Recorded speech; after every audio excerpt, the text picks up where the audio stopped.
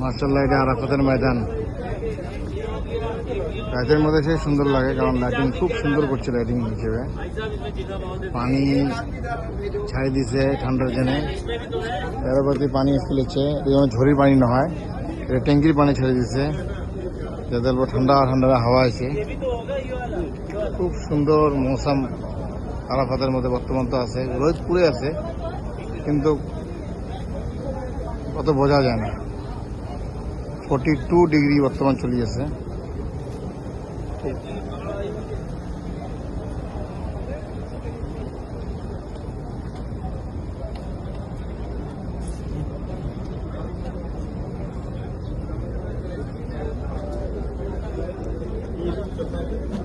बाबा देखो वहाँ घूम रहे स्प्रे दी मुझे बोलते हैं रसोई पारे की मतलब वो